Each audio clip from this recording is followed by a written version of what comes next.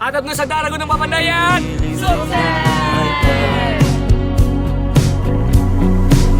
Hindi na makalaya, tinatalo mo ko bawat gabi.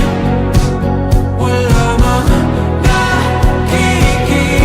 First time ngedaki guys, 130 kilo di atap Nusantara. Tutupan tripnya. Kalian ditungguin, nggak diburu-buru. Mantap pokoknya.